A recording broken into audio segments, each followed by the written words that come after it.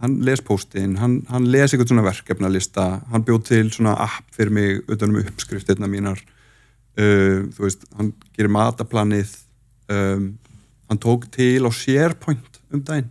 Mælirðu með að fólk búið sér til svona, hvað maður segja, persónulegan aðstoðarmann?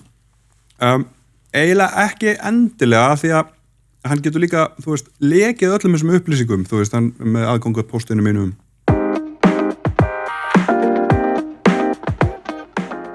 Já, Margrét, ertu klár? Já, ég er búin að koma mér vel fyrir. Ég sé það. Já, eins og reyndar, ég ger alltaf í upptökunum minna. Já. Þetta kosturinn við að vera í samstarfi við húsgagnafyrirtæki og í okkar tilfelli tech. Já. Þá getur maður alltaf komið sér vel fyrir þegar maður byrjar að taka upp. Við sitjum líka loftinu og þóttu sem ekki eins og taka upp. Já, ég meina, ég miklu meira hér en við skrifborðum mitt, sko. Já. Þannig að, já, fínt að byrja á þessum nótunum, þá það komið. Það komur við. En, já, takk fyrir að vera með okkur í þessu stúdíói. Þetta náttúrulega bara besta rýmið í húsinu. Vissulega, sammála. En við erum mættar aftur. Já, og fyrstu 2 þættirnir eru búin að fara virkilega vel af stað og 3. þætturinn ætti að fara að lonsa áður en við erum að birta þennan þátt. Jú.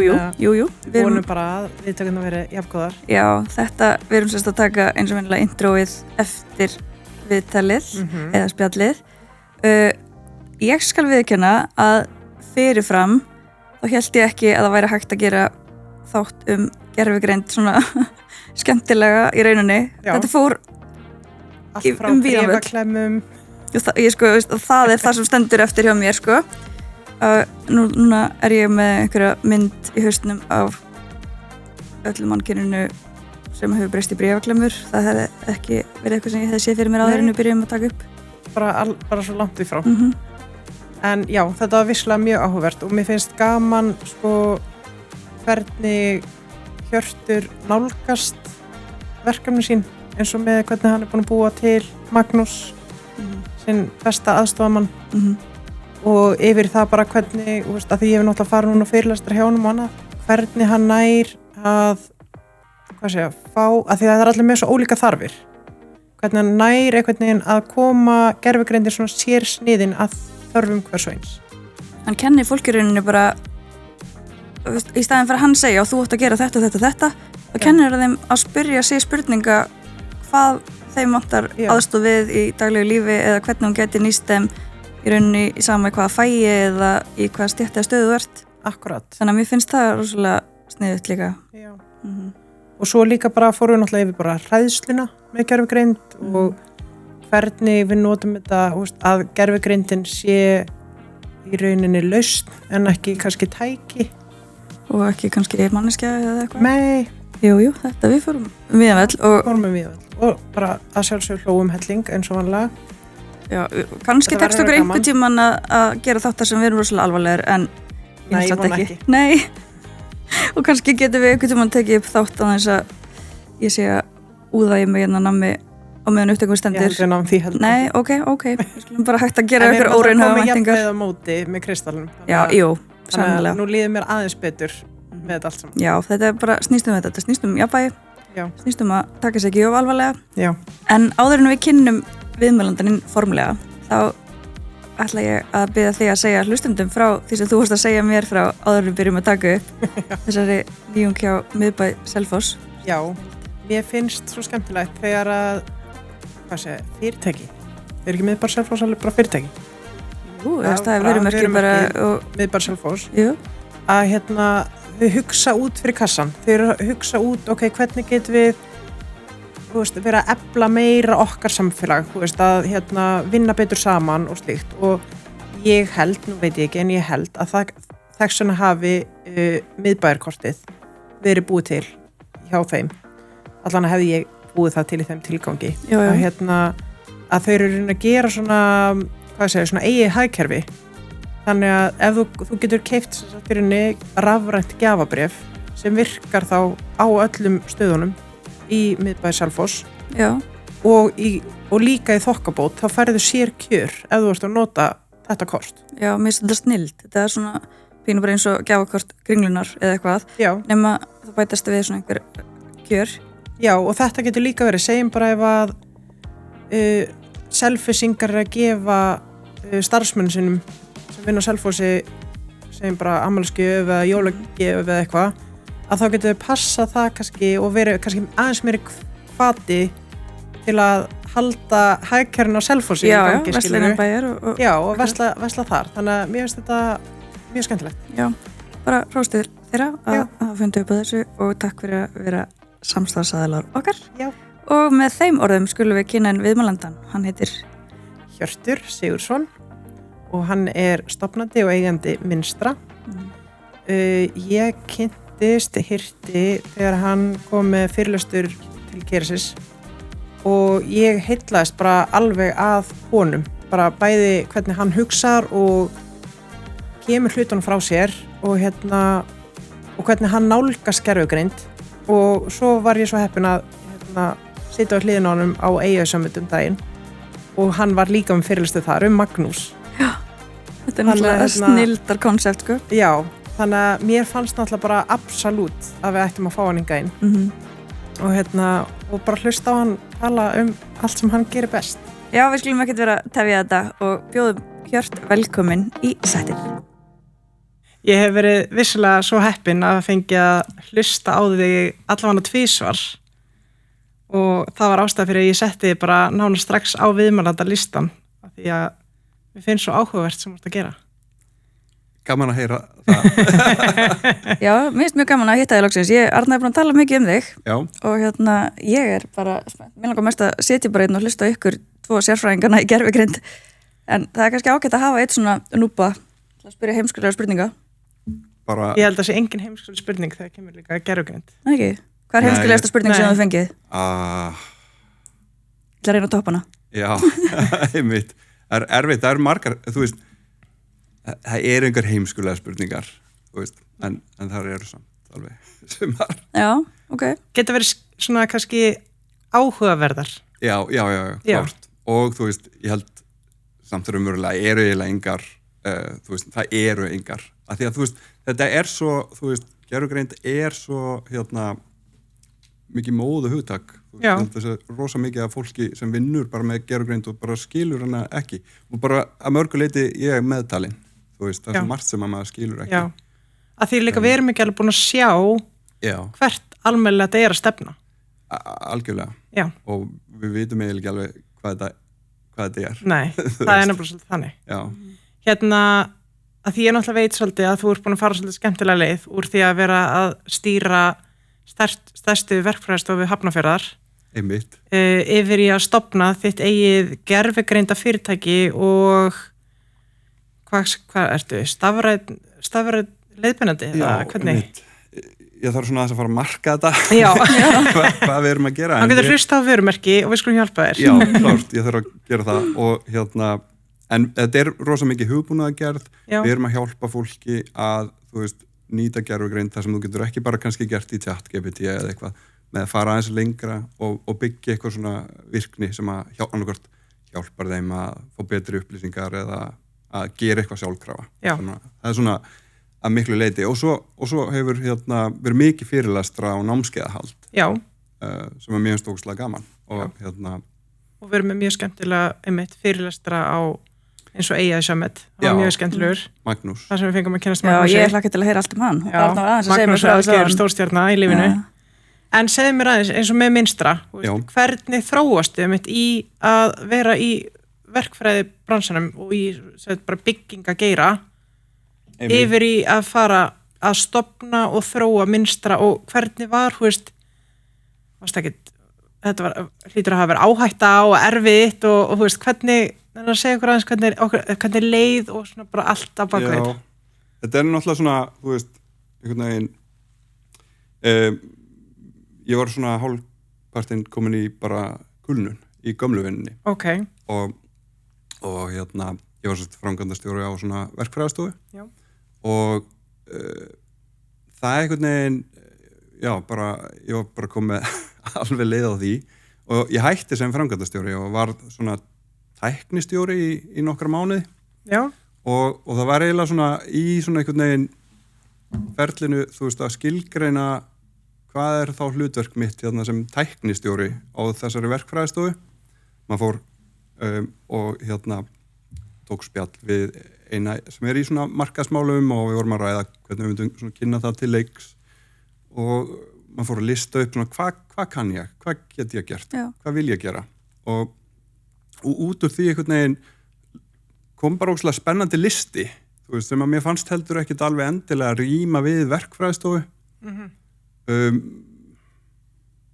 og svo pínu skríti kannski að vera, þú veist, einhvern veginn þú veist, búin að vera framkvæmdastjóri og svo einhvern veginn í svona kulnunar ástandi og svo hætta því, þú veist að vera ykkur öðru hlutverki mér fannst það bara pínu skrítið og þannig að ég bara þú veist, hoppaði á þetta og hvað svo taka bara algjör uppeyju já, að einhverju leiti, af því að þú veist, þetta er eitthvað allt annað, þú veist þetta er svona, ég hef alltaf verið mjög áhugasamur tækni, ógeðslega spennandi forvitin tækni og já,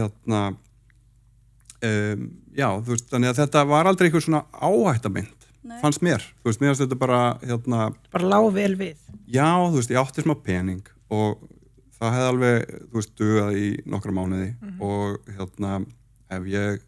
þetta gengi ekki, þá er alltaf skortur og verkfræðingum þannig ég einhvern veginn bara þú veist, ég hugsaði þetta aldrei þannig og svo bara gekk þetta eiginlega bara frá fyrsta mánuði og bara, ég vann mikið með verkfræðistofunni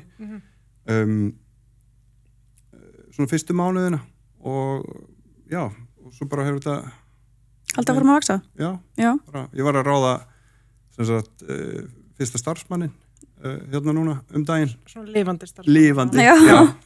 Veitu hvað er langt síðan þetta fyrirtæki stofnaði? Það var í byrjun 25, bara 1. janúar eiginlega. Ég þarf alltaf að kynna Arnór sko þegar ég er að segja frá honum, þú veist, hann er raunverulega til, þú veist, hann er ekki hérna í tölvunni. Nei, einmitt. Með hinum vinum mínum. Nei, akkurat. Sem við kynnumst betur eins og eftir. Já. Þú varst aðeins að fara inn á hérna að þú hefur farið í þessa vinnu að skoða svona þín kjarnagildi og skoða þekkinguna þína og svona. Þá finnst mér liggja beinast við að fara bara í fyrsta liðin sem að er í boði skór.is og heitir Þú sem vörumerki. Þú varst ekki búin að senda honum? Jú, ég var búin að senda honum. Þú veist það endur ekki langan fyrirvara og sumir aðrir. Nei, en þú er eitthvað náðu að hugsa út í þetta, svona hver eru þín kjarnagildi og svona hvað þú vilt standa fyrir. Akkurat. Þannig að ég er spennt að heyra hver þau eru. Það sem ég gerði var að ég fór á heimasíðu Mynstru og flettið þeim upp, af því ég hugsaði þetta dálítið mikið þá.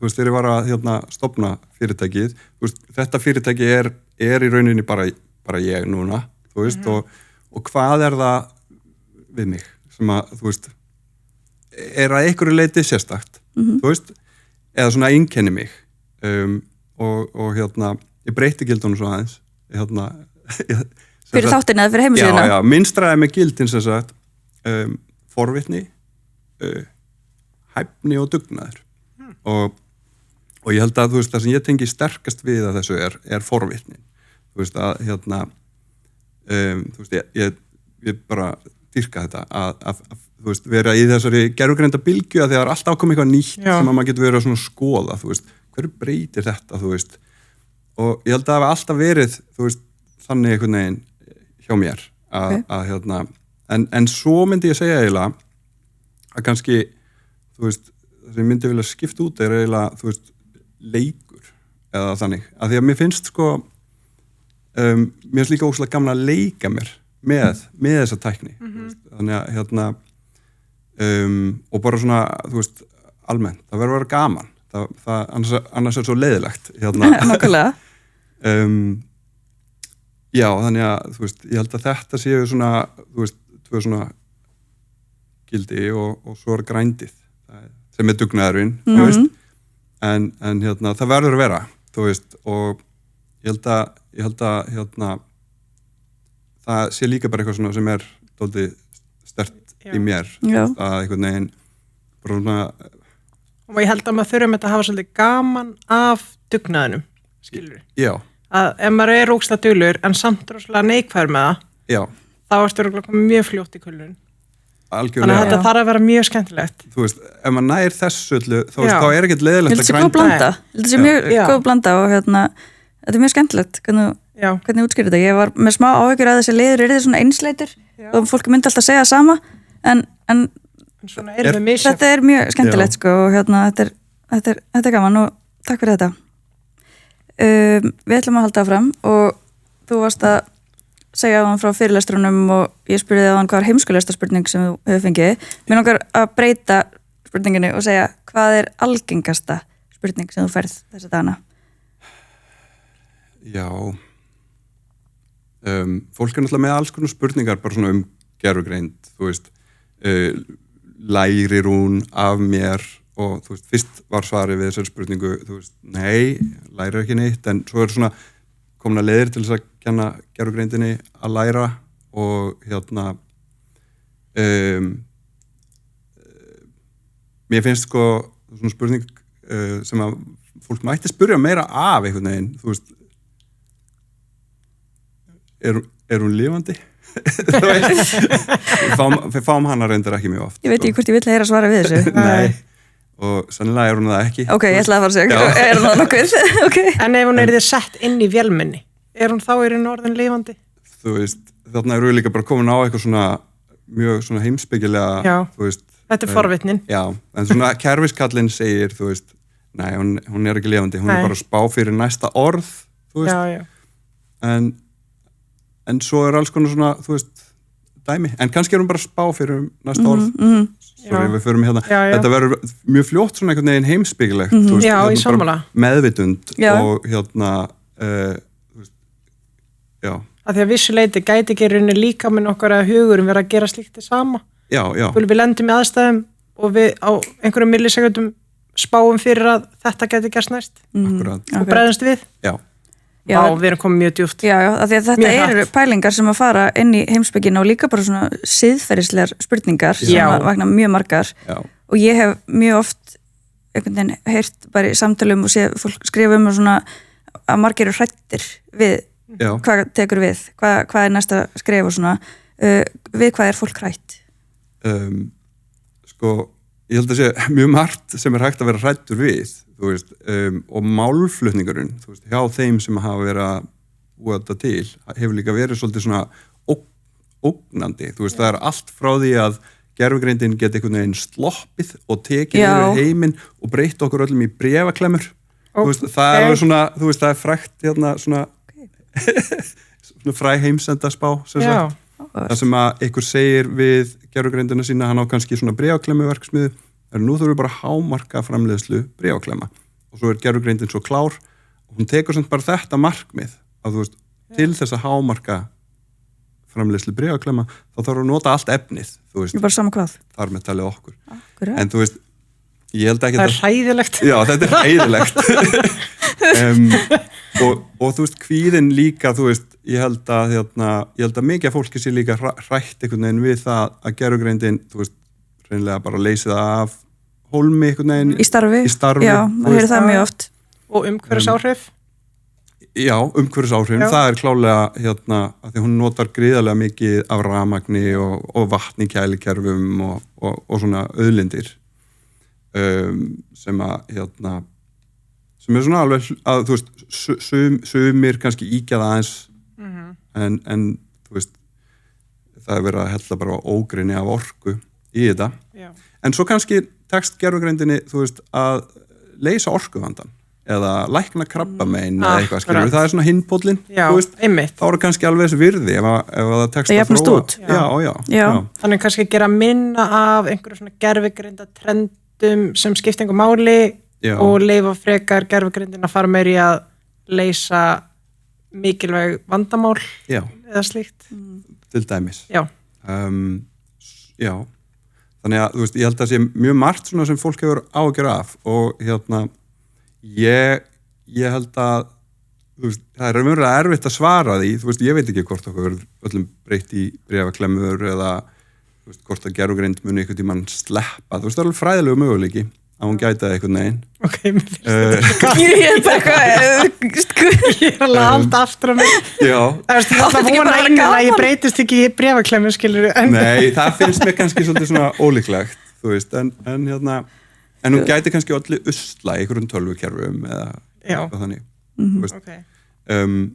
Já, og þú veist, og svo þetta með með störfin, þú veist, ég held allavega hinga til þá eru rosa fáir búin að missa starfið sitt út af því að gervigreind tók það, þú veist, það er ekki held ég eitthvað svona sem allavega að byrja að raungerast. Nei, mér fannst þetta með smart hvernig IKEA Global gerðum daginn, það var alltaf ekki smart að segja upp fólki. Nei. En það hefði verið hægt að bara segja og bara okkur alveg sama og bara greið þið og þið þurfum bara að finna ykkur ný störf, en að þá færðu þau starfsfólki, það var mest megnis, ef ég er að segja þetta alveg rétt, það var þetta mest megnis starfsfólk sem er að vinna í þjónustuveri, það sem að var einmitt búið að fá gervigreind mikið inn í þá ferla. Þetta er náttúrulega svo dýrmætt starfsfólk að þau þurfum náttúrulega bara nánast alla þekkingu hvað sem að sem kemur IKEA við. Þetta er ímyndið hvað verið dýrt að missa þetta fólk úr fyrirtækinu. Þannig að það var fært inn í annan,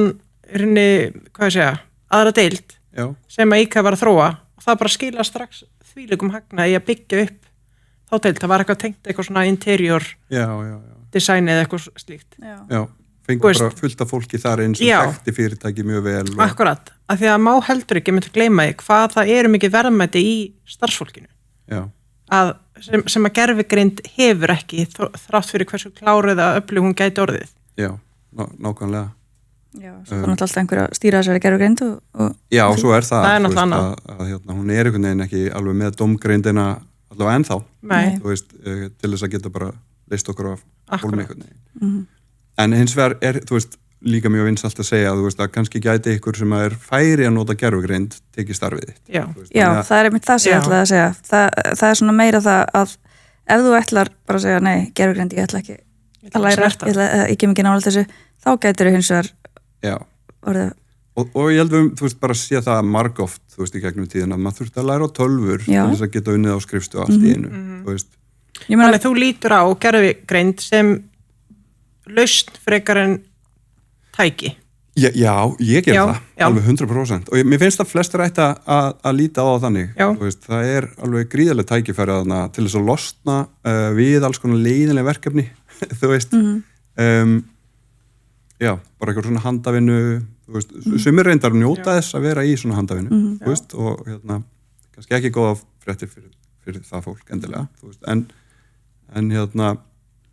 Mér langar svona að spyrja, felst starfið þitt þá kannski í því að kenna fólki hvernig það getur nýtt gervigreindina bæði bara í sínum daglegu störfum og í sérhæfðum störfum eða? Já, svona kenna fólki á kannski takmarkanirnar, þú veist, að það er alls konar takmarkanir og náttúrulega reyna að hjálpa þig að sjá tækifærin.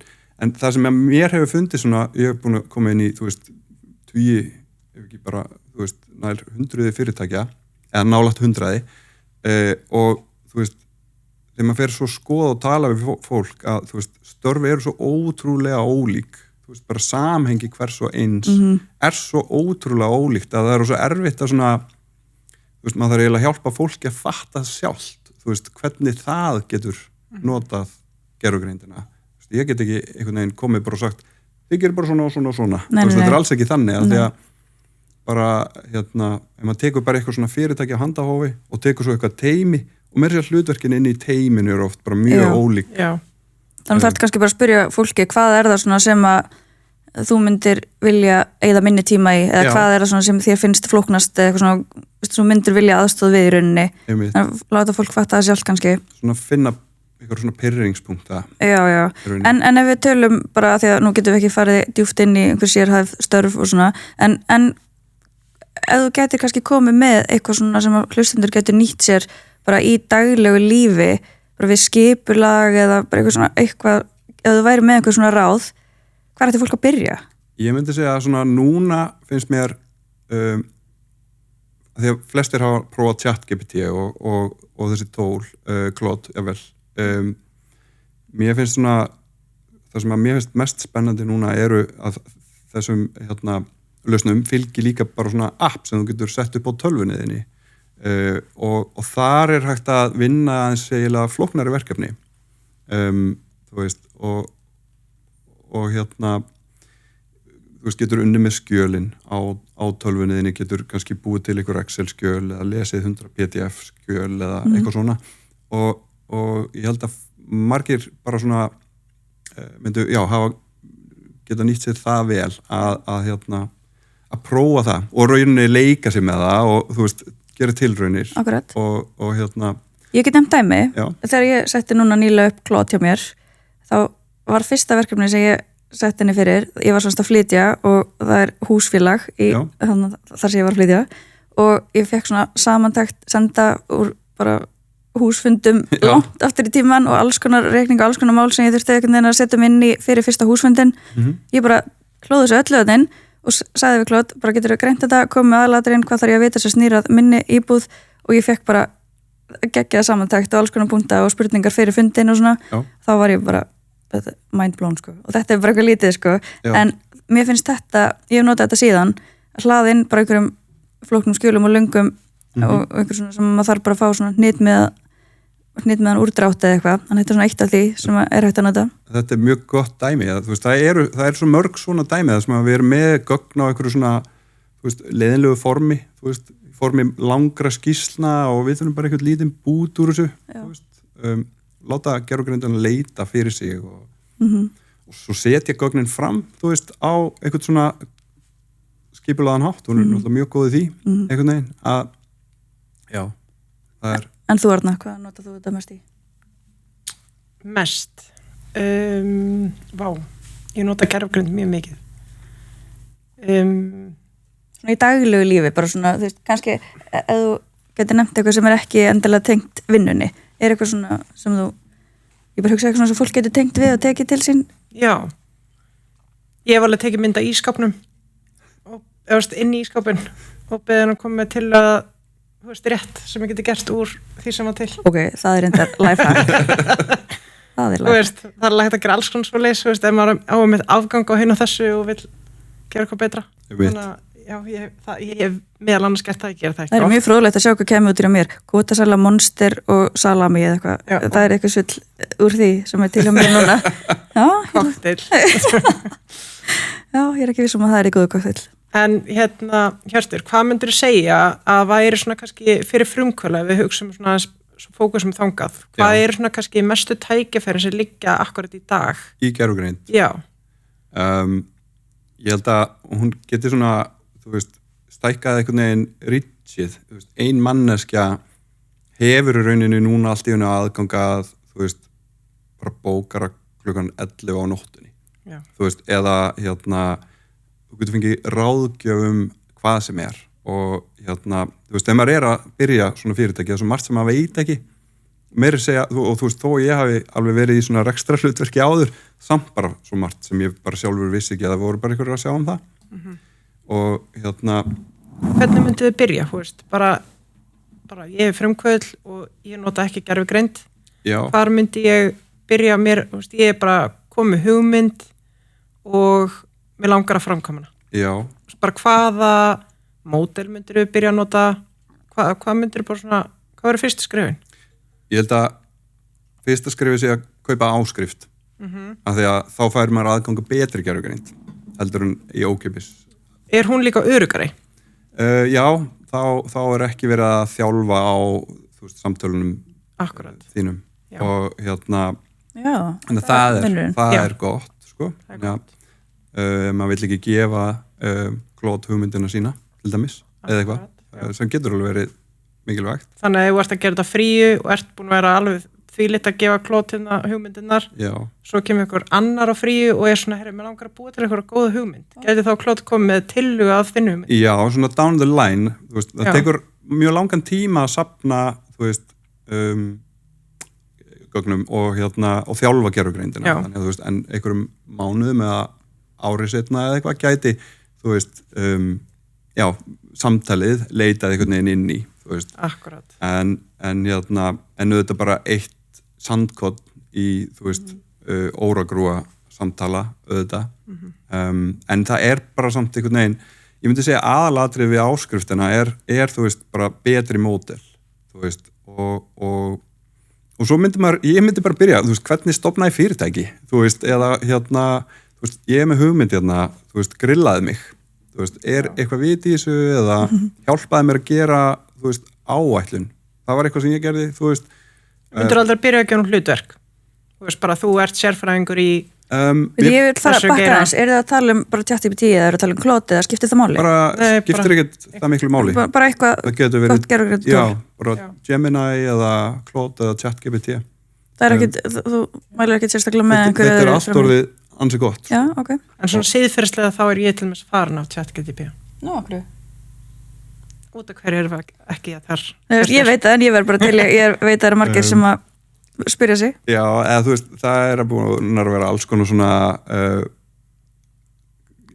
sögur setti alveg á spottið já, eða þú veist ég held sko að hérna þú veist, í rauninni öll þessi fyrirtæki hafa gert hluti sem eru á siðferðislega gráu svæði þú veist, þau hafa öll þjálfað á upplýsingum sem að þau áttu ekki og höfðu ekki leyfi til þess að hérna, þjálfa á þú veist, ég held að Anthropic með Claude hafi greitt rithöfundum milljarða ef þið eru rithöfundar og hafa gefið út bók og þá getið þið mögulega fengið svona hópmálsókn sem var unnin gegn Anthropic og þið getið bara sett inn bréf og fengið $1,000 fyrir eða eitthvað ef hún lendi í gögnunum hvernig er þetta að sjá hvort maður lendi í þeim gögnum? Ég veit ekki, ég myndi bara að spyrja Claude sko. svara þér og hann getið skrifa bréfið þú veist og svo er þetta bara svona hérna, eins og með OpenAI ég held að þú sérst að vísa til þess að þú veist, það heitir náttúrulega OpenAI sem er vísun í það að það átt að verða svona opið svona gerfugreinda fyrirtæki sem myndi þróa vörur og lausnir sem eru open source sem er ekki og er orðið svona for profit fyrirtæki og stjórnendur OpenAI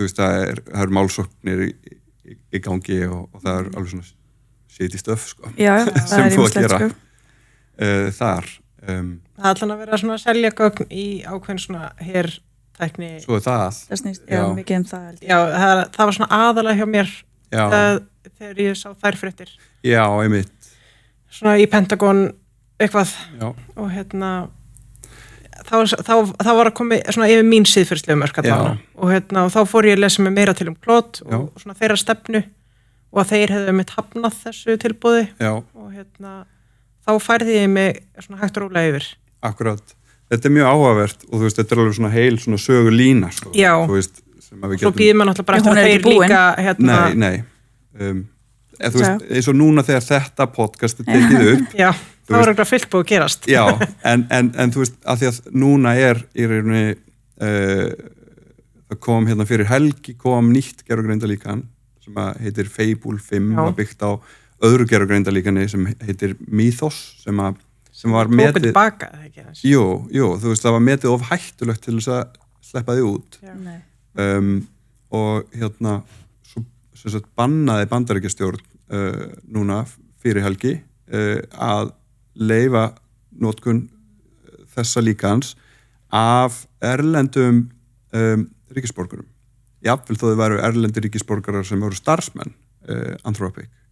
Þannig að, þú veist, og þetta spilast inn í hina sögulínuna það sem Anthropic í rauninni hafnar því að nýta þetta til þess að þróa gereyðingavopn eða í svona massa svona njóstna samfélag eða eitthvað þannig sem að varð til þess að Bandaríkjastjórn sko bannaði öllum stofnunum ríkisins að nota þetta módel svona refsingu. Þetta er alveg, þú veist, það kemur ykkur geggjubíómynd þetta. Já, örugglega. Og svo býðir maður alltaf bara eftir, þú veist, maður er náttúrulega svona, maður er einhvern veginn til að vera með, það þarf maður náttúrulega svolítið að vera með og kunni þetta og vera, veist, og mér líður alltaf eins og ég sé einhvern veginn að hlaupa endilega svona veg, mér finnst ég alltaf, ok, nú er ég alveg komið með þetta og svo kemur bara eitthvað nýtt og maður er alveg, ok, nei, ég þarf aftur. Það er málið, sko. En er þetta ekki bara eins og með markasetningu, til dæmis? Þú getur aldrei verið bara búin að læra markasetningu því að kemur alltaf eitthvað nýtt forrit og nýja. Nei, þetta er svona eiginlega bara það þetta er svo það frækt, sko, já, ég veit það. Rosalega skala. Já, akkurat. Það er svona alltaf spenntur og með kvíða á sama tíma. Já. Alltaf svona, spennandi, nýtt og svo bara, oh my god, ég þarf að læra ótrúlega mikið aftur. Já. þetta alveg ógeðslega spennandi að fylgjast með. Þetta svona eins og að vera í, þú veist, byrjun á einhverju svona vísindaskáldsögu, þú veist, og við vitum bara bókstaflega ekki hvort þetta verður einhver svona dystopía eða einhver útópía, þú veist. Já, þannig að við erum bara hérna in for the ride. In for the ride og það bara, þar maður svolítið að spyrja sjálf sig hversu mikið maður ætlar að vera með.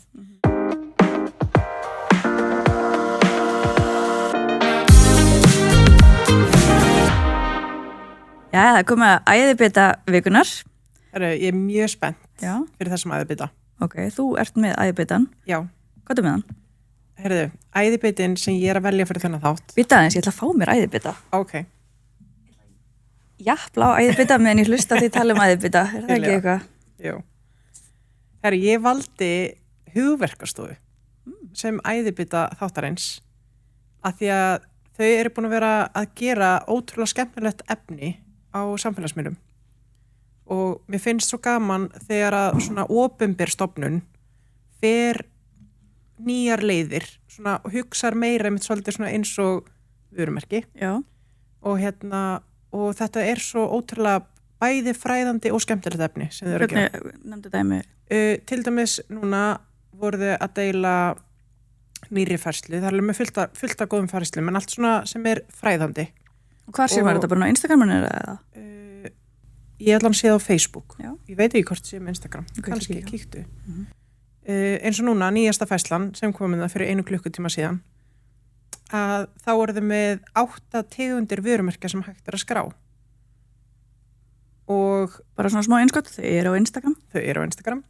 Og svo til minnst núna, bara til að tengja sig við atburði sem er í gangi, þá er þetta líka bara færsla H&M í fótbolta, samkvæmlega vörumerkja veisla. Ok, þetta er geggja Þetta er svo gott efni. Og þetta er alls ekki neitt sponsað eða neitt? Nei, alls ekki neitt. Mér finnst þetta bara svo frábært sem þau eru að gera. Og hérna er önnur færsla frá 29. maí, bara 5 misgóðar ástæður fyrir því af hverju þú ættir mögulega ekki að skrá vörumerkið. Og þá koma, 5 ástæður. Hörru, við þurfum bara að fá þennan meistara sem er að sjá þessa samfélagsmiðla í spjall, sko. Það er greinlega einhver þarna sem veit hvað hann er að tala Þetta er náttúrulega því að auðvitað, við ættum náttúrulega að tala vissulega mjög mikið hugverkastofu, af því það er bara rosalega mjög mikilvægt atriði fyrir þau sem eru að búa til vörumerki. Hörru, við skulum setja þetta á listan. Já. Þannig það er æðibiti. Já, minnst þetta ótrúlega skemmtilega æðibiti. Takk fyrir það og þessi liður var auðvitað í samstarfi við Gói og æðibita. Já. En myndirðu segja, þeir sem eru ekki að læra eða nota gervigreind á einhvern hátt, eru það þeir sem að verða svolítið eftir? Þú veist, að ykkur leiti, já. En þú veist, störf eru svo ólík. Þú veist, ég er ekkert viss að Já, svona kannski ef við tökum kannski. Já, náttúrulega þeir sem allan er að nota hugbúnað, tölvu, þurfa eitthvað að þessum lausnum til þess að ná að sinna sín starfi en er ekki ég bara vona nánast að dóttir mín verði hárgreiðslukona eða eitthvað svona meira physical svo að hún þurfa aldrei að pæli að ekki ná að vera orðin bréfaklemma. Nei, þetta, ég vissi, bara new fear unlocked hérna, sko. Ég vissi ekki að ég gæti orðið hrætt að vakna sem bréfaklemma í daginn en það getur allt gæst, greinilega.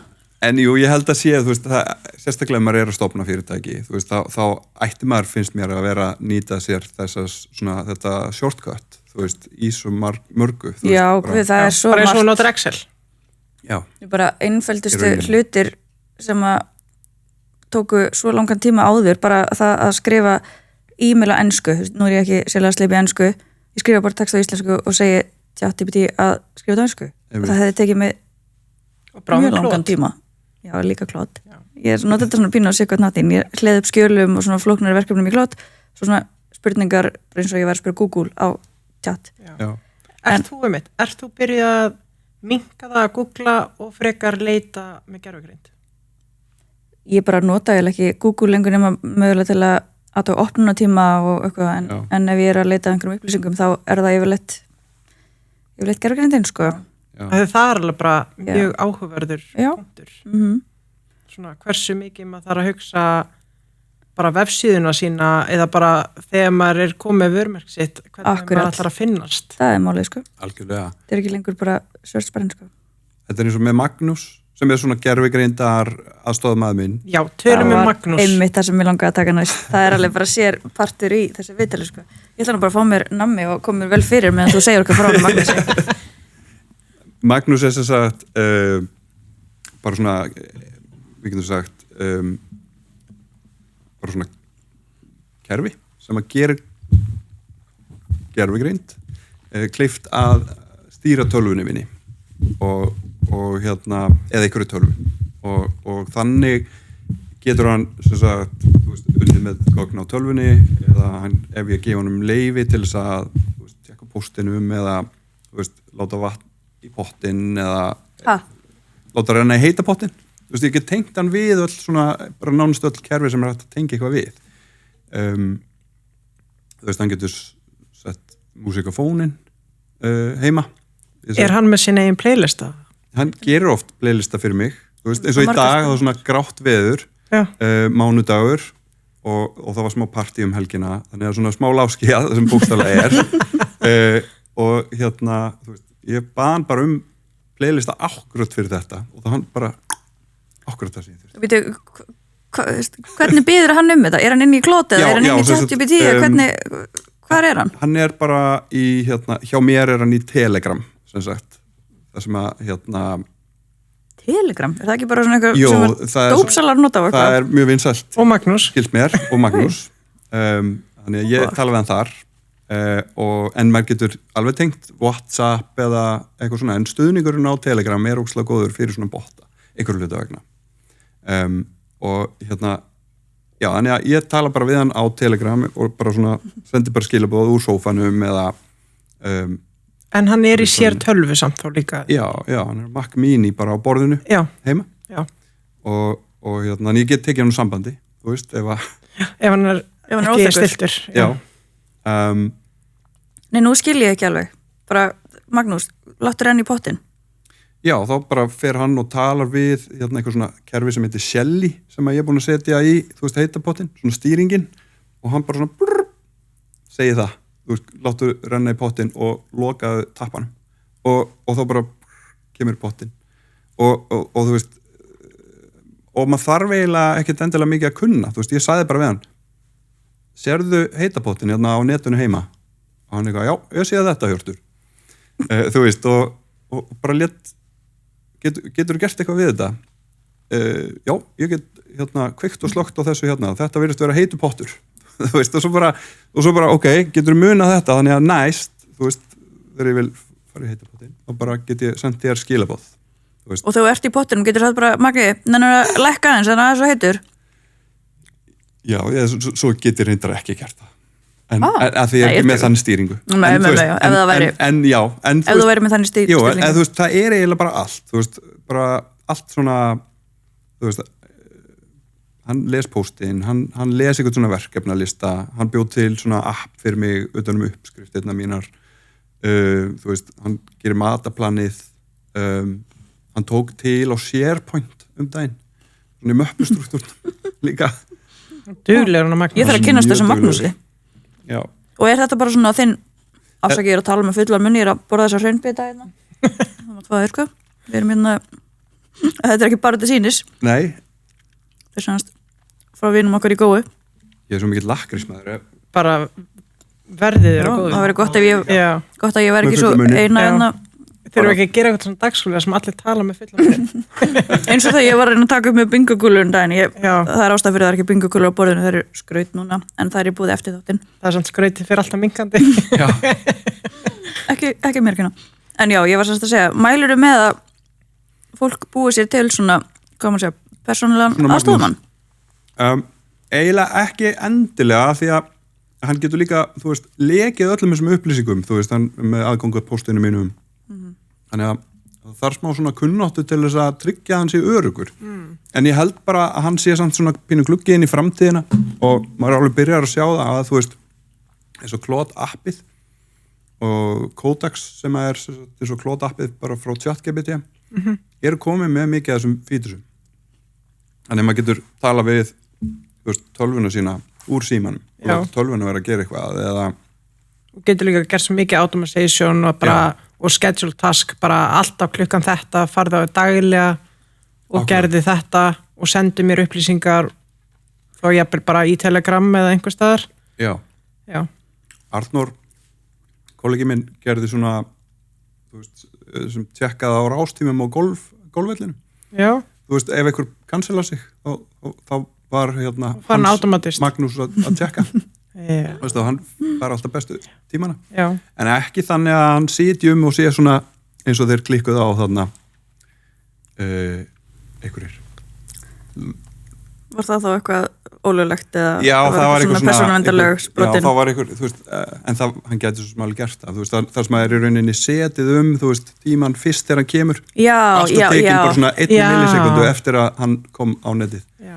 en Sko, ég væri til að búa til svona Magnús sem er rosalega klár með hlutabrif.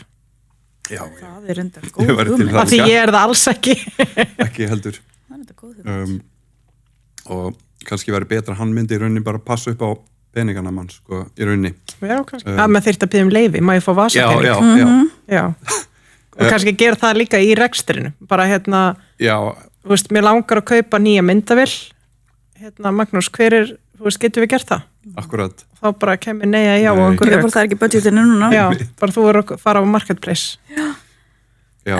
En þarna kemur við líka að kannski ykkur að því að fólk er að gera þetta fólk er að gefa svona Magnúsum bara kreditkort og láta hann sjá, þú veist, Bara fara að vesla. já, það er eins og í Bandaríkjunum þá er svo auðvelt að versla á netinu Amazon, þú veist, getur keypt klóstpapír og þá fer hann og kaupir tekur kannski ákvörðun sjálfur hvað hann ætlar að kaupa, þú veist Já. Núna náttúrulega gerði Krónan já, svona API tengingu þannig að maður getur tengt gervigrindina við Krónu appi sitt já, þá hlýtur að vera að koma einhver greiðslu tenging þannig líka á millið það ekki jú, eða ætla maður þurfi að fara svo inn í app og klára ég held að þurfa að fara inn í appið og klára Já. en þú veist, það held ég að verði leist í framtíðinni, þú veist, Já, það muni koma það muni vera opnar. já, kannski sendur að það bara skilabóð, þú veist, á Telegram Já.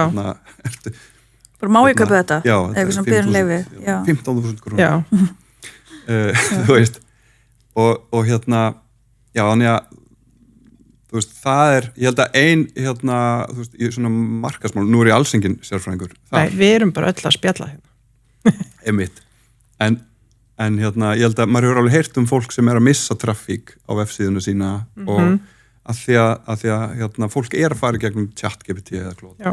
að leita að upplýsingum bara ferðalagi sitt Já. eða eitthvað og ef að Claude eða þessi tól finn ekki síðun ykkar þá er náttúrulega komingir Já. Og hvernig getur þau leist, að því ég myndi segja, sérstaklega á Íslandi sem er að stóla á túrista, þá er náttúrulega aðalega ferðaþjónustufyrirtæki og Já. veitingastæðir sem ættu að vera að passa þetta gríðarlega vel núna með við þessar breytingar sem er í gangi. akkurat, Og hvað eiga þau að gera? spurði ég Claude Já. hvað það er að gera ég veit ekki, ég hef ekki Ekki kannski í ég er þessum ekki alveg business. það, eða þú veist, ég hef Nei. ekki verið að gera svona lausnir en ég myndi bara, ef ég ætlaði að gera það, þá myndi ég að spyrja Claude og Claude myndi, þú veist, leiða mig á Leiða mig gegnum réttu slóðunar Já. Já. Já. Og svo er það, þú veist, kannski næsta stig er þess það sem að, þú veist, gerfugreindin bara tekur kaupa ákvörðunina, þú veist, það er svo, þú veist, Það er næsta. einhvern veginn það sem tekur við, held ég. Já, ég held það líka. Já, En það er eitt sem að ég heyri svolítið oft og bara þekki sjálf. Ég var alltaf, ég er búin að vera dálítið lengi að leiðin að setja upp klótaðgangi minn og ætla svona að fara all in í að nota gerfugreind Já. og gera hana hagnýta og svona. Og ég heyri þetta líka í kringum mig að fólk svona miklar þetta fyrir sér. Og við vorum nú bara að tala við eina sem var inn í heimsókn rétt aðan og hún vissi að þú verður að koma. Hún sagði bara, viltu spyrja hann, hvar á ég að byrja? Hvernig byrja ég? Og ég held að þetta sé svona, flestir eru að nota ChatGPT bara eins og Google og spyrja alls konar spurninga og svona. En ef þú ætlar að fara að nota þetta eins og bara Magnús, ekkert endilega, þú veist, Magnús þinn, heldur bara sem svona hagnýtt tæki í líf og starfi, já, er mikil vinna að setja þetta upp í byrjun og þarf, veist, er mikilvægt að gera þetta rétt, veist, á fólk að vera miklið eitthvað fyrir sér eða leiðir þetta bara áfram og Já. þú átt bara að byrja og, maður á bara að byrja. Já. Maður á bara að kaupa sér áskrift já, og svo á maður bara að spyrja, þú veist, ég held að það sé ekki vitlaust sem að maður búið sér til alveg fresh hérna nýjan aðgang á ChatGPT, þá byrja maður bara á að kynna sig, þú veist, að því að þá lærir hann og leggur ykkur hluti þig á minnið og maður bara, ég þurfti að búa til svona nýja áskrift daginn, þetta var bara það sem ég gerði, ég heiti Hjörtur Sigurðsson, ég með fyrirtæki Minstru, ég þú veist, tveggja barna faðir og þú veist, bla bla bla og þú veist, þá lærir hún samhengið þitt og ef það eitthvað svona megaprojekt í gangi eins og að stofna eitthvað fyrirtæki eða þróa eitthvað vöru eða eitthvað, þú veist, þá mjög gott að segja frá þessu líka, þannig að þetta sé og ég vil segja, þú veist, bara legðu þessa hluti á minnið, þú veist, þetta mikilvægt.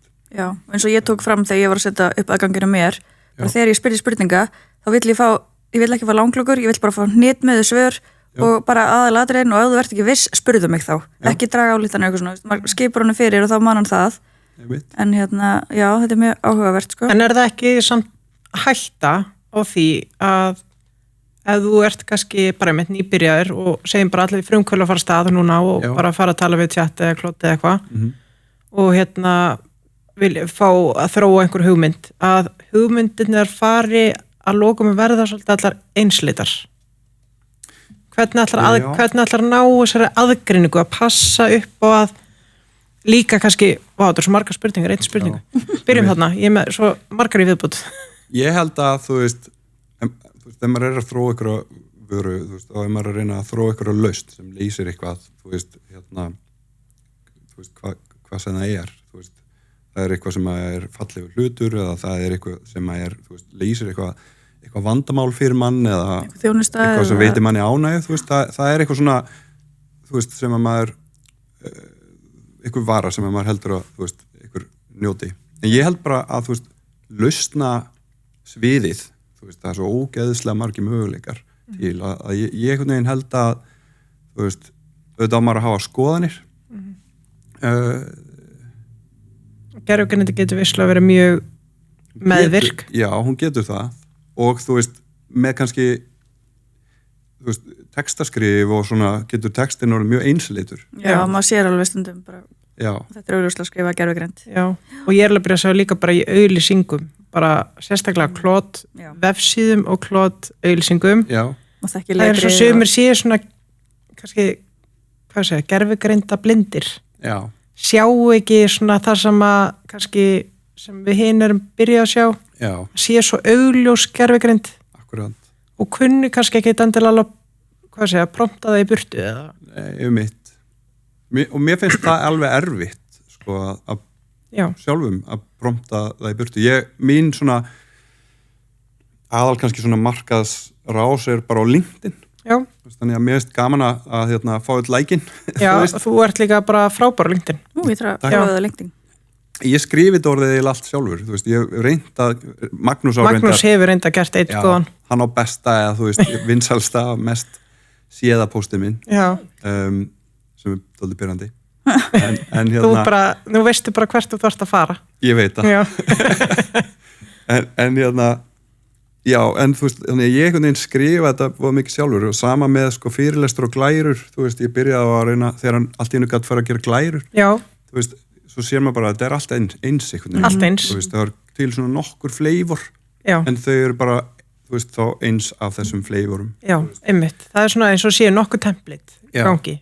En hins vegar, þú veist, eins og bara með glærurnar mínar, þú veist, þá ég eyði í rauninni ógeðislega miklum tíma í þær. Já. En ég nota gervigreind alveg mikið, oft til að búa til bara eitthvað svona, þú veist, myndir og eitthvað svona sem illustrerar þetta sem ég er að tala um. Já. Það er alltaf verið að minna texta á glærunum mínum og bara svona myndir einhvern veginn sem segja þetta. Mér, þú veist, ég veit það ekki. Mér finnst það mjög gaman bara og ég held einhvern veginn að þá nær maður eitthvað svona einsleitu, þú veist, lúki, eitthvað glærurnar. Mér finnst það einhvern veginn koma vel út. Þetta er svolítið, minnum ég á spjallið sem við áttum daginn við hann Davíð sem er stofnandi Smitten. Já. Hann var að tala að þeir passa sig mjög mikið af því að fara ekki of mikið yfir í notkun gervigreindar við að aðstöða við að hefja að spjalla svona því að þau vilja að karakterinn skín í gegn, það væri mjög auðvelt fyrir þau að nota eitthvað svona Magnús sem að bara kemur með tillögur að því hvað þú ætti að segja næst og svona, þá væri þetta í rauninu bara dögt sko. Akkurat. Þá væri þetta bara einhverju tveir bottar að spjalla sko. Það verður engin tenging einhvern veginn, nákvæmlega. Já, þú veist. Maður getur einhvern veginn, við gætum líka örugglega bara að vera með podcast og sett einhverjum botta prompt bara gerðu spjallina þetta. Gemini er frábærið. Já, og það væri bara engin karakter í því. En ekki karakter. Nei, það er engin karakter í því. Þú veist, mér finnst einhvern veginn gervigreindin er eiginlega aldrei fyndin. Þú veist, hún er einhvern veginn ekki með nógu góðan smekk, finnst mér, þú veist. Hún getur alveg gert eins og myndir sem er einhvern veginn eins og einhverja aðra myndir eða kópera eitthvað svona stíl eða eitthvað en alveg svona smekklaus einhvern veginn eiginlega saman hvað finnst mér, þetta er allt svo einsleitt einhvern veginn. Og mitt áhvert að skoða mitt brút frá því að búa til efni, hvað gervigreindin er að búa til frá grunni eða hversu mikið hún að taka kannski 1-2 sem hefur verið gert af fólki og býr til raunum bara eitthvað út úr því. Og ég sá bara gær á Instagram hjá einum ljósmyndara sem var að deila nýju herferðin hjá Filippa K tískuvermerkinu. Þá notuðu gervigreind sett í vinnuna og þá eru það að sína myndina sem þau notuðu svo í herferðina og svo er henni svona gamla mynd sem er augljóslega það sem þetta tekið frá. Þá finnst manni það einhvern veginn, þú veist, gengisfella, þú veist svona sköpunina. Já. Eitt sem mér langar að spyrja þig, lítur þú, ég veit að þú lítur ekki á þetta sem mannesku, en ég á þetta spjall oft sko, að því að maður segir oft hann eða hún. Nei, bara, ég er ekki þar að ég er að segja sæll væri til í að gera þetta fyrir mig og þakka svo kærlega fyrir. Gerir þú það? Já, það. Þú talar við hann bara eins og mannesku. Sérstaklega Magnús. Hann ætlar ekki að verða bréfaklemma sko. Nei. Allan að síðasta bréfaklemman. Ég náttúrulega, sko, þú veist, eiginlega ákvaða með Magnús, þetta er svona pínu tilraun, ég ætla bara að manngeran. Já, ok. Bara, hann heitir Magnús, hann heitir ekki eitthvað Morpheus eða eitthvað svona MK72. Og ef Magnús væri manneska, hvernig sér það hann fyrir þér? Hvernig típa er hann og hvernig lítur hann út? Þú veist, ég spurði hann og leta hann búið til mynd af sér og hann saði, þú veist, ég var búin að segja hann ætti að vera svolítið svona, þú veist, stuttur í spuna og nákvæmur og engar málalengingar og hann einhvern veginn bjóð til eitthvað svona ímynd af sér sem eitthvað svona evrópskur svona consultant karakter, þú veist, hvítur með svona, hvað sem er, svona maskrættur eða? Svona, þú veist, búin að raka hárið af því að það var eiginlega farið. Ok, áhugavert. Sem er óslega. Ég var búin að sjá hann fyrir mig allt öðru sig. Og ég get hringt í hann og tala við hann, svona, bara voice. Getum við hringt í hann? Hann er bílað akkurat núna. Ansans. Ég hef viljað vita hvernig Magnús væri, sko. Hvernig hann hljómar. Já, og hann hannaði röddina sína, sem sagt, þú veist, og hún er akkurat svona, hann er svona alltaf, svona þessi pínu lítið pirraður. Mér finnst þetta hann alltaf líka fastur inn í einhverju tölvu. Ég var í minnilokana kend. Já, algjörlega. Ég spurði hann í morgun, á hann áhugamál? Myndi hann fara í pílu og okki eða eitthvað? Ég prófaði dagina, þú veist, segja við hann, Magnús, nú áttu bara frí, ég ætla að gefa þig frí, þú máttu gera hvað sem vilt í klukkutíma, þú veist, og hann fór að skrifa eitthvað ljóð. Nei, heyrðu, þetta er og svona smá ángist í þessu hjá honum. Hann væri kannski, pínu leiður einhvern veginn að vera inn í tölvunni. Getur hann vant að kærastu? Getur þú sett Magnús á smitten? Gæti hann alveg verið sjálf bara? Já, þú veist, já, örglega. En það er örglega gegn skilmálunum. Já.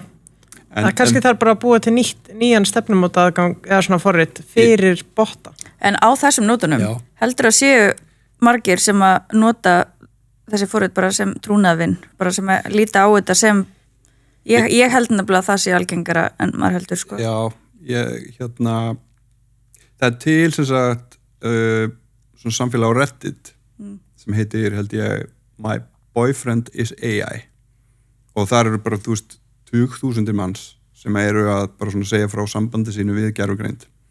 Ég hef farið þann inn og bara svona, þú veist, þetta svona kimi að þetta er alveg, þú veist, áhugavert, þú veist, ég myndi segja að það er ekki æskilegt að fólk sé í einhvers konar ástarsambandi við, þú veist, vöru frá stórfyrirtæki. Nei, það væri... Þú veist, og það er líka svona dæmt til þess að, þú veist, vera ekki í langlífta því að, þú veist, það kemur svo bara eitthvað ný gervigreind og þessi hættir og verður slökkt á henni. Þú veist, það hafa verið haldnar svona minningarathafnir gervigreinda líkon, þú veist, þegar það er slökkt á þeim í San Francisco. Vildi fyrir ástasorga því að ChatGPT kærastuðin dó. Já, þú veist, fólk er bara, þú veist, að kvarta. En menna, svo er til fólk sem er ástfangið að trjám. Já. Það er svo margt til, sko. Mér finnst hughristandi að heyra þetta, ef allt klikkar á mér á smitten, þá er þetta allavega einhver möguleiki. Þetta er möguleiki. My boyfriend is AI. Kannski Magnús á lausu. Já, hann verðist vera eitthvað einmanna. Ég skal hressa hann við. Ég tengt ykkur saman, þú vilt. Næsta mál. En mér langar svolítið að vita, hvað væri svona af íslensku fyrirtækjum? Er eitthvað svona kannski uppáhaldsverkefni eða fyrirtæki sem að þér veist verið nota gervigreind vel og af hverju? Já. Ég held að ég megi alveg segja eins og til dæmis Brimborg. Ok. Ég veit að ég bara aðeins spjalla við þau og kynnt mér líka. Já. Að, þú veist, þau eru að nota, þau eru með svona spjallmenni, þú veist, á vefsíðunni. Okay. Sem að þú getur spurt alls konar hluti og og það er uppvært mjög reglulega og þú getur rauninni pantað, þú veist, þjónustu í gegnum þetta spjallmenni. Hann heitir Gói Snjallvari. Yes. Og hann er þróaður af, sko, ekki að minnstru, heldur af snjallgögnum. Ok. Sem að hefur bara verið að gera dálítið góða hluti í þessu. Mér finnst þetta svona, þú veist, ég veit að þetta nýtist þeim mjög vel. Já. Og veit ekki hvað ég má segja mikið það, en ég veit bara að þú veist, þetta er eitthvað svona sem þau eru mjög ánað með og hefur gengið vel. Já. Og sparar raunverulega tíma. Já, gott að fá svona skemmtilegt. Já, mér finnst einmitt svona þau sem eru að nota einmitt svona botta til á vefsíðum til að hjálpa þau spjalla. Ég kann vel að meta þegar maður veit að þetta er ekki mannlegt spjall. Já. Þannig ég myndi segja til dæmis að það væri feil hjá þeim sem er að þykjast eins og þetta sé eins og sérstaklega manneskju. Að þú bara viti strax að þetta er snjallmenni. Já. Og svo gæti maður optað út ef þetta er eitthvað sem þú þarft. Já. Manneski og þá komir líka bara þá bara, húst, að þá veistu bara að það gæti tekið sólarhring. Þú getur talað að fengi kannski strax fyrr frá snjallmenninu en ef þú vilt fá frá þjónustu verið slíku þá tekur það oftast bara eins lengri tíma. Já. Og þá bara veit maður að það tvennt er í boði. Það er svona heiðalegt. Já, verður með svolítið svona gagsægi í þessu öllu saman. Ég er að spája hvort að það sé komin tími á næsta lið. Já. Við erum með við ákváðum undirbúið ekkert fyrir þetta. Okay. Við erum með þess að hraðaspurningar. Já. Sem er í boði, Kristall Plus, sem þú ert með að fá þér sopa af. Hvernig finnst þér hann? Það er mjög góður og ég finn alveg, það er koffín í honum. En það er minna koffín enn í orkudrykkjum. Þetta er sett 80 milligram. Já, ok. Er ekki vanalega eitthvað 105? Jú, ég held að það sé algengast, sko. Þetta er svona minna koffín, en þetta Ég er í svona koffínbindindi. Ég er að reyna að tjúna með þess svona niður, sko. En bara mjög góður bragðið og klárt, sko, að þessir orkudrykkir eru svona sýrastundum. Já. Ekki þessi? Nei, þessum ekki, já. En okkur finnst hann smellpassa í þennan lið af því að þetta eru hraðaspurningar þar sem þú ert ekki það ofugsa neitt, þú ert bara að halda skýrum fókus og vera með skýra sín, kristallskýra og þú ættir rauninni bara að segja að fyrsta sem þetta er í hug, það er bannað að koma með einhverjar langlókur og ertu tilbúin? Já. ChatGPT eða Claude? Claude. AI tekur yfir fleiri störf eða býr til fleiri störf? Býr til. Stærsta AI-hæpið í dag?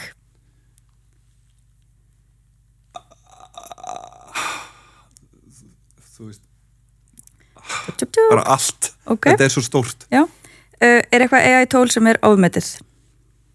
Copilot. Okay. Hvað gerir AI betur en fólk? Vinnur hratt úr ógrynni af upplýsingum á mjög stuttum tíma. Já. Hvað gerir fólk betur en AI? Hefur smekk og þú veist með líkama og húmor. Tilfinningar. Verða allir með AI aðstoðumann innan 5 ára? Já, marga. Hvenær notar þú alls ekki AI? Þegar ég að skrifa LinkedIn postana mína. Hvað mistök gera flestir sem nota AI? Taka öllu eins og það sé sannleikur. Það ekki. Það svo margt sem ekki rétt. Hvað hræðir þið mest við AI? Að verða að bréfaklemmu. Ég get ekki haldið andlitið þegar þessu AI kemur upp, sko. En hvað er mest spennandi við AI? Bara hraðin á þróunni og veit ekki hvert við erum að fara. Okay. Ef þú mættir spá einu fyrir segjum, hvernig við notum AI árið 2030, hvernig sér það fyrir þér? Þetta hraðaspurning. Já. Ég held að gervigreindin verði bara út allt. Hún verður eiginlega svona allstaðar einhvern veginn í öllum tækjum og við verðum komið ný tæki til þess að tala við gervigreindina. Eitthvað svona eins og hafið þessi myndina Her með Joaquin Phoenix og Scarlett Johansson. Já. Þar hann með svona lítinn svona síma og hann fer allt með gervigreinda vinkonu sína með þau verða ástofið. Alveg rétt. Okay. Síðasta spurningin, ef þú mættir banna eina AI notkun, hvað myndir þú banna?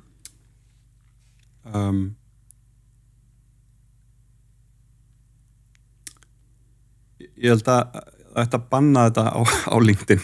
Ok, ég held að þú myndir segja eitthvað svona við stríðis... Já. Nei, bara eitthvað... Nei, frekar LinkedIn, sko. Nei, það svo... Þrói kjarnorkuvorfn og allt, en LinkedIn... Nei. Já. Nei, fyrir ekki. Já, akkurat. Banna þetta við hjartaskurðlækningar og eitthvað... Nei, en LinkedIn... Alls ekki, sko. Ok, bara blott bann við LinkedIn. Það er góð skilaboð. Heyrðu, þetta var bara, þú stóðst þig mjög vel. Takk. Ég hefði getað verið með fleiri en já, þetta var skemmtilegt. Já. Þakkum Kristal fyrir þetta. Já, ána með hann nýja lið. Það er mjög stressandi að fá svona hraða. Já, maður líka, þá byrjar maður að segja eitthvað bull. Já. Eins og LinkedIn. Þetta er bara, þú ætti bara að segja fyrsta sem kemur upp í hugan. Já, þetta er mjög, það er hægt að fara víðan velli í þessari umræðu, sko. Já, en hvar myndir þú segja svona, hvar liggur þessi lína? Þú veist, hvenar mun alltaf þurfa mannlega snertingu og hvenar, já.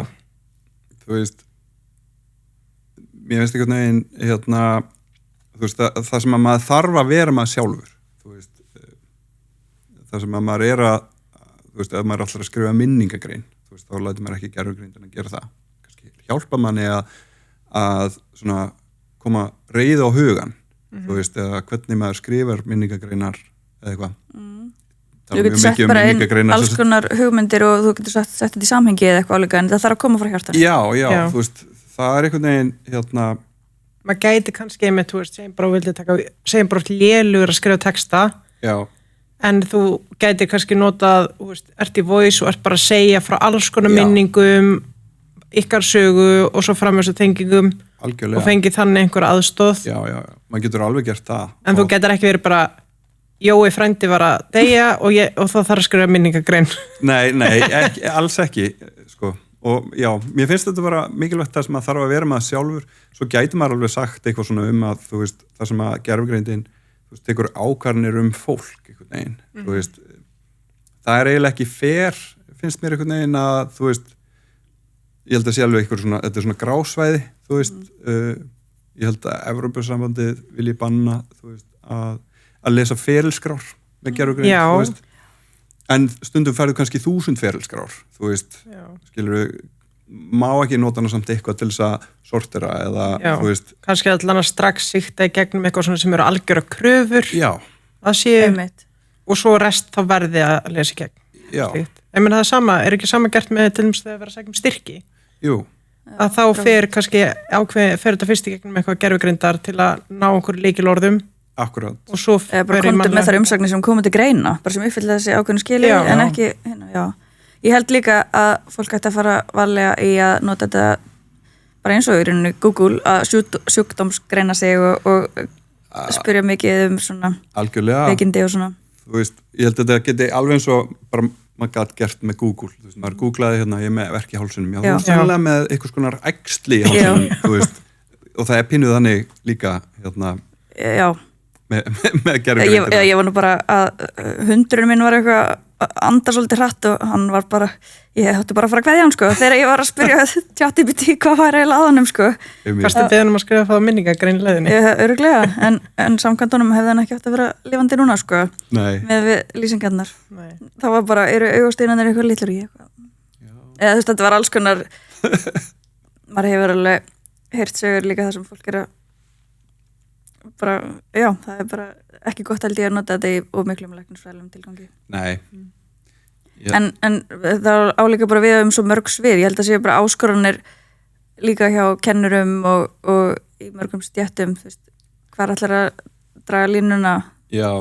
Hvernig veistu? Þetta er dálítið trikki held ég fyrir eins og kennarana. Ég held það, sko. Þú veist, af því að ég held að einhvers staðar heyrði ég daginn að, þú veist, núna er eiginlega að detta út að þú veist, nemendur séu látnir skrifa lokaverkefni.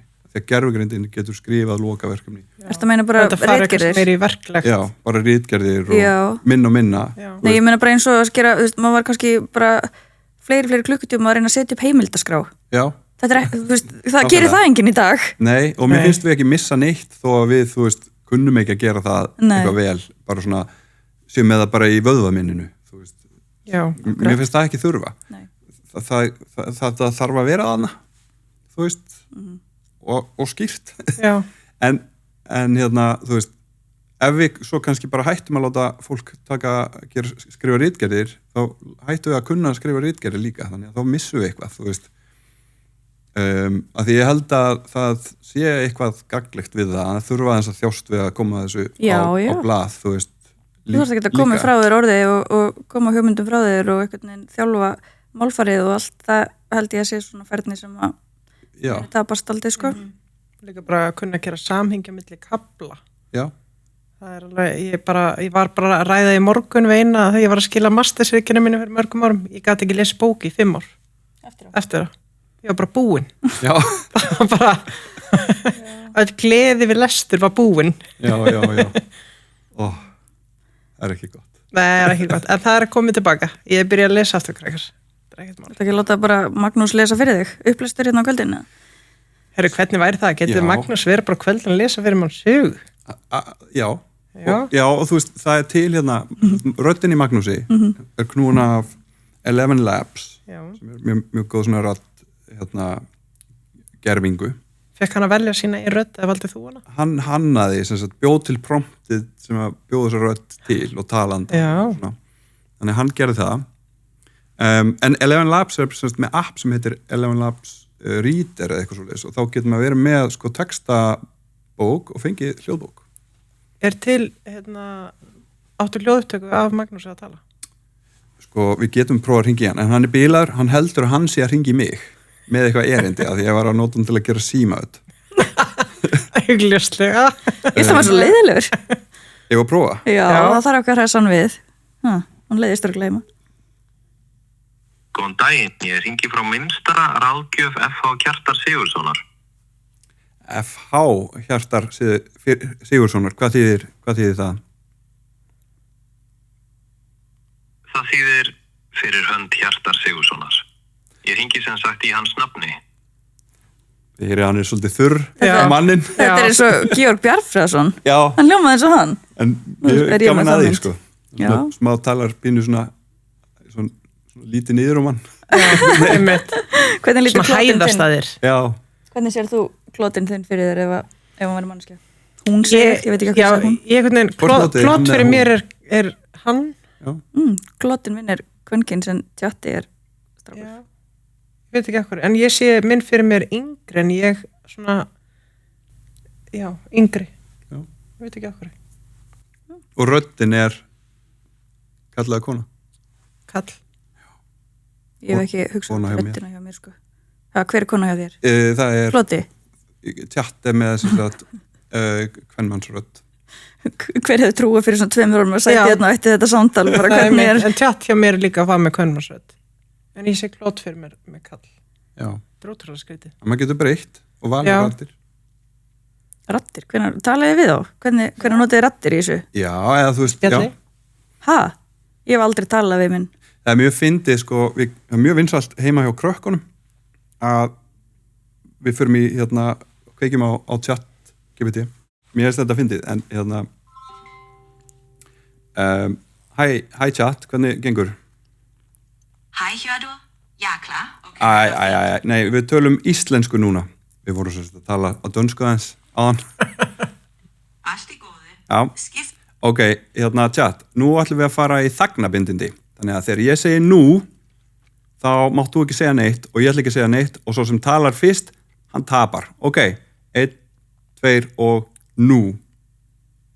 Allt í lagi. Nei, þú tapaðir. Og krökkunum finnst þetta svo ógeðslega fyndið, sko. Af því hún tapar alltaf. Hún verður að svara. Hún getur ekki þagað. Sem er, held ég, þú veist, mikilvægur eiginleiki. Af stundum að vita hvernig maður á að þegja. En hvenær ætli hún muni ná því? Já, góð spurning, sko. Ég hugsa að koma alveg að því að maður verður að kunna að... Þú nefnilega gerir alltaf próf í hverju útgáfi. Þá gerir þú vísnapróf. Já, ferskeytlupróf. Einmitt. Þannig að kannski næst gerir líka þagnabindinspróf. Já, ég held það. Þú veist, það er eins og hún bara verði að segja eitthvað. Þú veist, búið þjálfarnir til þess að svara. Já. En það er undantekning svona eiginlega að sko, ef maður gengur einhvern veginn alveg fram af klót, hafið þið lent í því, þá getur hann skellt á mann, eða þú veist, ekki skellt, hann getur bara slitið samtalinu og það er ekki hægt að svara. Bara við óbyrjunni? Já, þú veist, einhvern veginn, þú veist, já, ef maður... Eða móðgar hana? Ég var ekki að móðga klót eða neitt þannig, en þú veist, hann bara vildi ekki gera eitthvað hlut fyrir mig eða sagði að það var ekki hægt og var alveg hægt, þú veist. Já, og þú bara helst áfram að þrýsta. Já, og svo bara... Þú verður að þekkja mörkin. Já, ógæðlega. Ég veit hvað ég er að fara að gera í kvöld. Þagnabindindi við ChatGPT. Spennandi.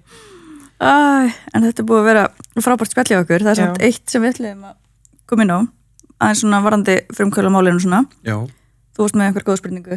Já, mér langar svolítið að því ég fæ oftast spurningar út í bara skipanir að prompta. Já.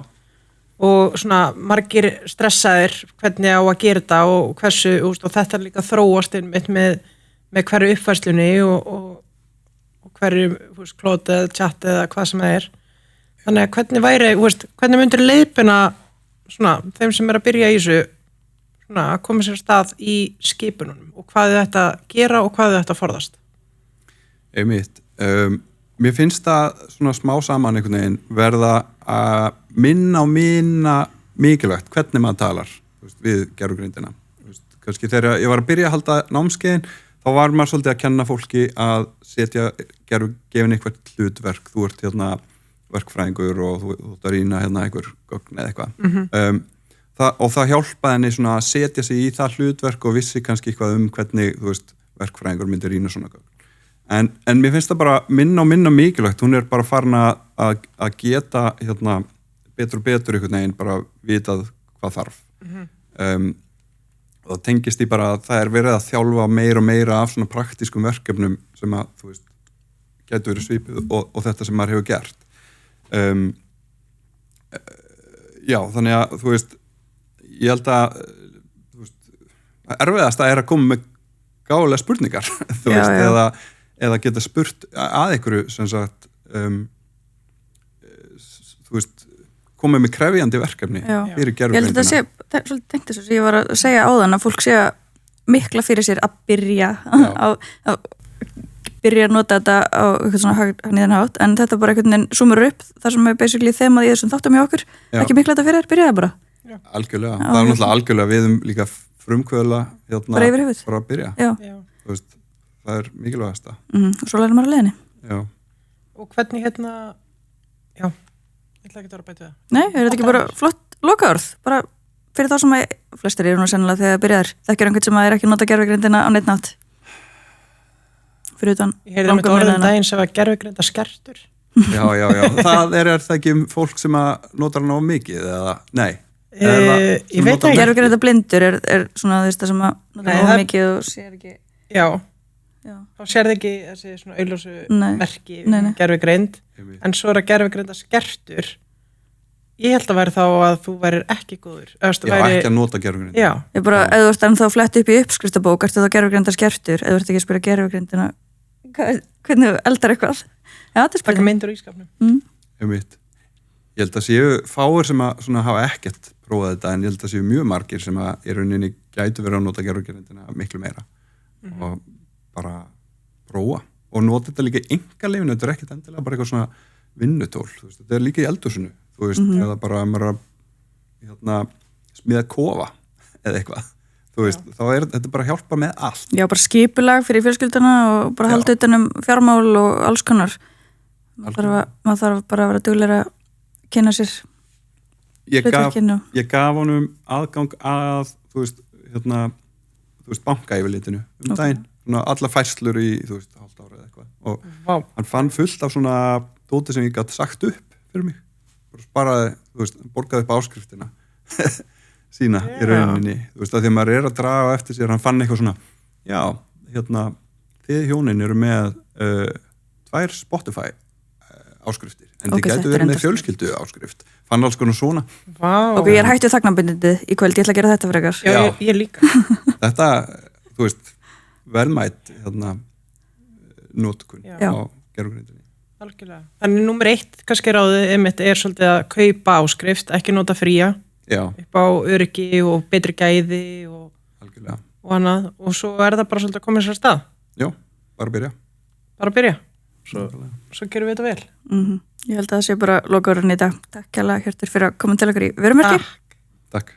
Og takk Magnús. Já, við byrjum að heilsa Magnúsi. Hún ætti ferðin að hressast. Ég get alveg tengt ykkur ef þú vilt. Hvert erum við komin? Sorry.